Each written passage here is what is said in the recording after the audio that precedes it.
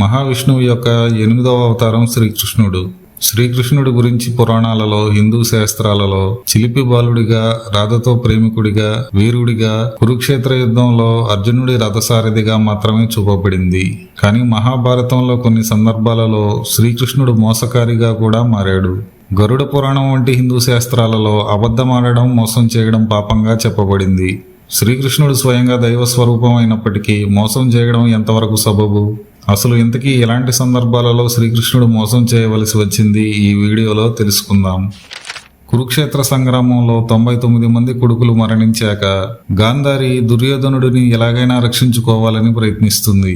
గాంధారి జీవిత కాలంలో చేసిన తపస్సు మరియు పాతివ్రత్యం వల్ల ఆమె కంటి చూపు పడిన శరీర భాగం ఏదైనా వజ్రం వలె దృఢంగా మలిచే సిద్ధి పొందుతుంది.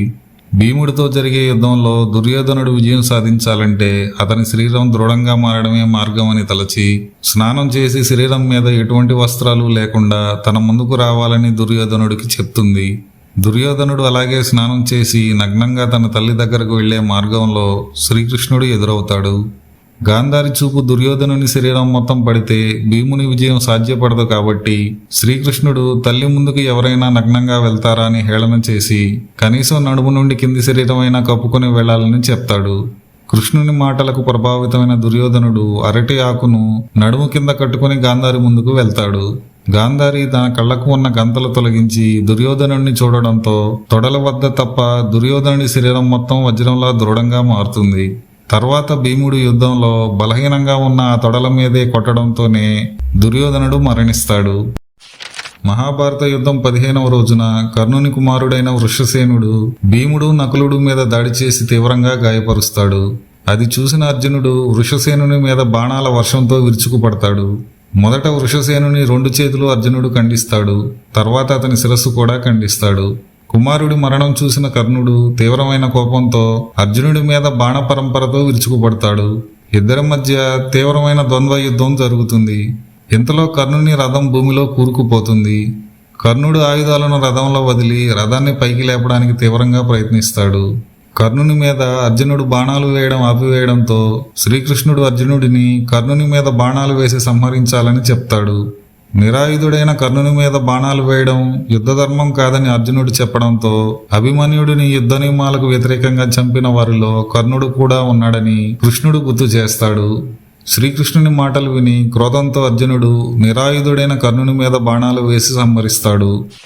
మహాభారత కాలంలోని గొప్ప యోధులలో ద్రోణాచార్యుడు కూడా ఒకరు. కురుక్షేత్ర సంగ్రామంలో ద్రోణుడు కౌరవుల వైపు నుండి పోరాడుతూ పాండవుల విజయాన్ని అడ్డుకుంటాడు. ద్రోణుడి చేతిలో ఆయుధం ఉన్నంత వరకు అతనిని సంహరించడం కుదరదని తెలిసిన శ్రీకృష్ణుడు ఒక పథకం రచిస్తాడు. ముందుగా అశ్వత్థామ అనే ఏనుగును సంహరించాలని భీముడికి చెప్తాడు. భీముడు అశ్వత్థామ అనే ఏనుగును చంపి నేను అశ్వత్థామను సంహరించాను అని ద్రోణుడికి వినపడేలా బిగ్గరగా అరుస్తాడు. కుమారుడిపైన విపరీతమైన ప్రేమ కలిగిన ద్రోణుడు యుద్ధం మీద ఏకాగ్రత కోల్పోతాడు. అయినా నిజమో కాదో తెలుసుకోవడానికి ధర్మరాజు వైపు చూస్తాడు. ధర్మరాజు శ్రీకృష్ణుని ఆదేశానుసారం అశ్వత్థామ చనిపోయాడు అని బిగ్గరగా అనే ఏనుగు అనేది మెల్లగా చెప్తాడు. అది విన్న ద్రోణుడు ధర్మరాజు అసత్యమాడాడు కాబట్టి అశ్వత్థామ నిజంగానే మరణించాడని నమ్మి ఆయుధాలను విడిచి కూలబడిపోతాడు. ఇదే అదనుగా ద్రుపదుని కుమారుడైన దృష్టద్యుమ్నుడు ద్రోణుడి తలను ఖండిస్తాడు. కౌరవుల ఏకైక సోదరైన దుస్సల భర్త జయద్రథుడు. జయద్రథుడు శివుని గురించి ఘోరమైన తపస్సు చేసి అర్జునుడు కాకుండా మిగిలిన పాండవులను యుద్ధంలో ఒకరోజు నిలువరించే వరం పొందుతాడు.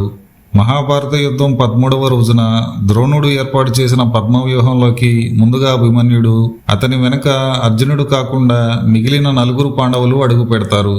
కానీ జయద్రథుడు మహేశ్వరుడు ప్రసాదించిన వరంతో పాండవులను మధ్యలోనే అడ్డుకోవడంతో అభిమన్యుడు పద్మవ్యూహం మధ్యలో ఒంటరిగా చిక్కుకుంటాడు.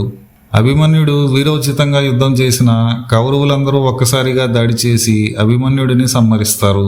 పుత్రుని మరణం గురించి తెలుసుకున్న అర్జునుడు తర్వాతి రోజు సూర్యాస్తమయానికి జయద్రథుడిని సంహరించకపోతే అగ్నిలో ప్రాయోపవేశం చేస్తానని ప్రతిజ్ఞ చేస్తాడు. కానీ కౌరవుల పక్షాన ఉన్న వీరులందరూ జయద్రథునికి రక్షణగా ఉండడంతో తర్వాతి రోజు సూర్యాస్తమయం సమీపిస్తున్న జయద్రథుని దగ్గరకు అర్జునుడు చేరుకోలేకపోతాడు. దాంతో శ్రీకృష్ణుడు తన సుదర్శన చక్రాన్ని సూర్యునికి అడ్డుగా వేసి కృత్రిమంగా సూర్యాస్తమయం అయినట్లు అందరినీ భ్రమపరుస్తాడు. సూర్యాస్తమయం అయిపోయిందని భావించిన జయద్రథుడు పెద్దగా నవ్వుతూ అర్జునుడి ముందు నిలబడతాడు. శ్రీకృష్ణుడు తన సుదర్శన చక్రాన్ని సూర్యుడికి అడ్డుగా తొలగించి జయద్రథుడిని సంహరించాలని అర్జునుడికి చెప్తాడు. అర్జునుడు పాశుపతాస్త్రంతో జయద్రథుని శిరస్సు ఖండిస్తాడు. శ్రీకృష్ణుడు ధర్మ సంస్థాపన కోసమే భూమి మీద అవతరించిన విష్ణు అవతారం. ఒకవేళ కృష్ణుడే సందర్భానికి తగినట్లుగా పథకరచన చేసి కౌరవుల వైపు నిలిచిన వీరులను సంహరించకపోతే యుద్ధం పాండవులు గెలవడం అసాధ్యం. చివరికి కౌరవులు అంటే అధర్మం విజయం సాధించేది. అందుకే శ్రీకృష్ణుడు అప్రతిష్ట వస్తుందని తెలిసిన కొన్ని సందర్భాలలో యుద్ధ నియమాలను అతిక్రమింపజేశాడు. చివరికి యుద్ధంలో విజయం పాండవులు పొందగా గాంధారి చేతిలో శాపం పొంది తర్వాతి కాలంలో శ్రీకృష్ణుడు అవతార సమాప్తి పొందాడు. కానీ శ్రీకృష్ణుడు యుగాలు మారిన దైవంగా పూజలందుకుంటున్నాడు.